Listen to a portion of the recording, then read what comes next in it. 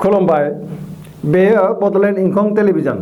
दिनै 11 मे 2020 समबारखालि सानसेनि बरादखौ लानानै फैदों आं सदानन्द दैमारिया।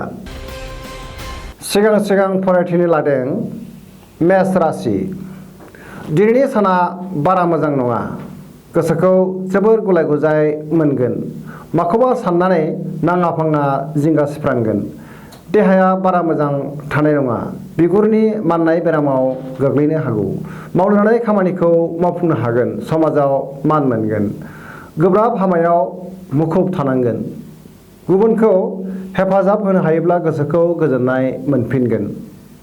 गुबुनजों बाख्नाय जागोन। न'खराव बिसि फिसायनि गेजेराव मोजां सोमोन्दो थागोन। रांखावरियाव जोबोर मोजां, अदेबानि खरसायाबो बांगोन। फालांगियाव जोबोर मोजां होनजायो। जायखि खामानियानो मावा मानो मोजां फिथाइ मोननो हागोन। सेंग्रा सिख्लाफोरा गोसोखौ रमान्टिक मोनगोन। वृष राशि। दिनैनि साना मोजां आरो गाज्रिनि गेजेरजों बाबेनलांगोन। गोसोखौ गुलाय गुजाय मोनगोन। माखौबा लानानै सोरनिबा सायाव गोरोन्थि बुजिफ्लांगोन। समाजाव मान मोनगोन। रांखावरियाव जोबोर मोजां। फालांगियाव जोबोर मोजां होनजायो। गोदान खामानिखौ जागायजेननो हागोन। देहाया मोजाङै थागोन। अब्लाबो जानाय लोंनायाव सांग्रां जानाया गाहाम। न'खराव बिसि फिसायनि गेजेराव अनलायनाय फैगोन। सेंग्रा सिख्लाफोरा गावबा गावनि गोसोनि साननायफोरखौ फोरमायलायनो हागोन। गुबुन लोगोफोरजों मोजां सोमोन्दो लाखिनो हागोन। फरायसाफोरनि थाखाय दिनैनि साना जोबोर मोजां। फरायनायाव गोसो दुंगोन। मिथुन राशि। दिनैनि साना मोजां आरो गाज्रिनि गेजेरजों बाबेनलांगोन। देहाया बारा मोजां थानाय नङा। मेगननि बेरामाव गोग्लैनो हागौ। गोसोखौ जोबोर गुलाय गुजाय मोनगोन। समाजाव मान मोनगोन। न'खराव बिसि फिसायनि गेजेराव एना एनि फैनोबो हागौ। गोसोनि टेनसना बांगोन। रांखावरियाव बारा मोजां नङा। खरसाया बांगोन। फरायसाफोरनि थाखाय दिनै जोबोर मोजां होनजायो। फरायनायाव गोसो दुंगोन। सेंग्रा सिख्लाफोरा गोसोखौ रमान्टिक मोनगोन। कर्कट राशि। दिनैनि साना मोजां आरो गाज्रिनि गेजेरजों बाबेनलांगोन। गोसोखौ जोबोर गुलाय गुजाय मोनगोन। मोजां आरो गोथों साननो रोंनाय नङा। सोरनिबा थुनानै होनायाव न'खराव बिसि फिसायनि गेजेराव एना एनि जानो हागौ। बिदा फंबायजों नांलाय खमलाय जानो हागौ। देहाया बारा मोजां थानाय नङा। जानाय लोंनायाव सांग्रां थानाया गाहाम। लोगोफोरजों ससियेल मिडियायाव रायज्लायनो खाबु मोनगोन। दिनै सेंग्रा सिख्लाफ्रा जोबोर रमान्टिक जागोन। न'खराव बिमा बिफानि सोरबा सासेनि देहाया मोजां थानाय नङा। रांखावरियाव आंखाल नुजागोन। सिंह राशि। दिनैनि साना मोजां आरो गाज्रिनि गेजेरजों बाबेनलांगोन। गोसोखौ जोबोर गुलाय गुजाय मोनगोन। बांद्राय लुबैनाय फैगोन। गुबुनजों बाङाय बुंनाया गाहाम, नङाब्ला गुबुना नोंनि फंफ्रोमबो बाथ्राखौ गोरोन्थि बुजिगोन। देहाया बारा मोजां थानाय नङा। जानाय लोंनायाव सांग्रां जानाया गाहाम। न'खराव बिसि फिसायनि गेजेराव एना एनि फैनो हागौ। सिगांनि थांखांनाय जाथायफोरखौ साननानै गोसोखौ बेले बेजे मोनगोन। सेंग्रा सिख्लाफोरा रमान्टिक मोनगोन। सोरखौबा प्रप'ज खालामनो नाजागोन। कन्या राशि। दिनैनि साना मोजां आरो गाज्रिनि गेजेरजों बाबेनलांगोन। देहाया बारा मोजां थानाय नङा। जानाय लोंनायाव सांग्रां जानाया गाहाम। गोसोआव जिंगाया बांगोन। न'खराव बिसि फिसायनि गेजेराव अनलायनाय फैगोन। सोरजोंबा लाजि फोनांजानो हागौ। रांखावरियाव मोजां। फालांगियाव मोजां होनजायो। गोसोनि बोलोआ बांगोन। मावनो लानाय खामानिखौ मावफुंनो हागोन। सेंग्रा सिख्लाफोरा जोबोर रमान्टिक मोनगोन। तुला राशि। दिनैनि साना मोजां आरो गाज्रिनि गेजेरजों बाबेनलांगोन। गोसोखौ जोबोर गुलाय गुजाय मोनगोन। फिसाज्ला एबा फिसाजोनि थाखाय जिंगाया बांनो हागौ।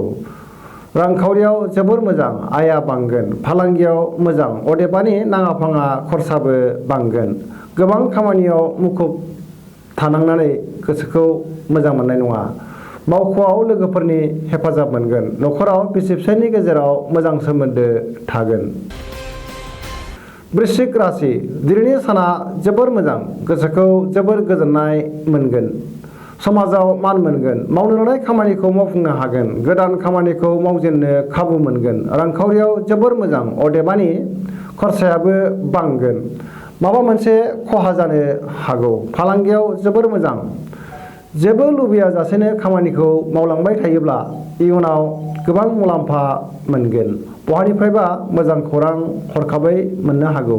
सेंग्रा सिख्लाफ्रा गावबा गावनि गोसोनि साननायफोरखौ फोरमायलायनो हागोन। फरायसाफोरा फरायनायाव गोसो दुंगोन।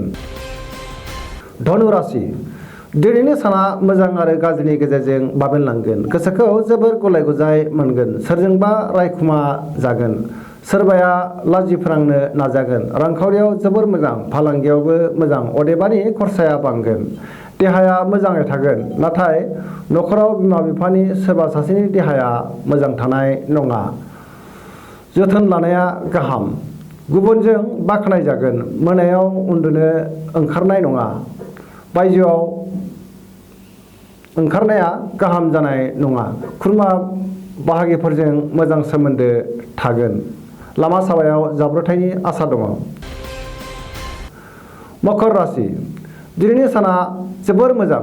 गोसोखौ जोबोर गोजोननाय मोनगोन। समाजाव मान मोनगोन। गोसोनि बोलोआ बांगोन। मावनो लानाय खामानिखौ मावफुंनो हागोन। रांखावरियाव जोबोर मोजां। फालांगियावबो जोबोर मोजां होनजायो। बहानिफ्रायबा मोजां खौरां हरखाबै मोनगोन। गोसो थोनायाव बारा मोजां नङा। मोजाङै सानाजासेनो सोरनोबा रादाय होफ्लाङोब्ला इयुनाव गोबां खहा जानांनोबो हागौ। देहाया मोजाङै थागोन। अब्लाबो जानाय लोंनायाव सांग्रां जानाया गाहाम। नखराव बिसि फिसायनि गेजेराव मोजां सोमोन्दो थागोन। बिदा फंबायनि गेजेराव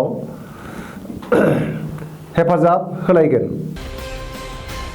कुम्भ राशि दिनैनि साना जोबोर मोजां। गोसोखौ जोबोर गोजोननाय मोनगोन। समाजाव मान मोनगोन। गोसोनि बोलोआ बांगोन। गुबुननि गोसोखौ बोनो हागोन। अब्लाबो गुबुनजों बाङाय बुंनाया गाहाम नङाब्ला सोरबाया नोंनि बुंनायखौ गोरोन्थि बुजिगोन। गोबां खामानियाव मुखुब थानांगोन।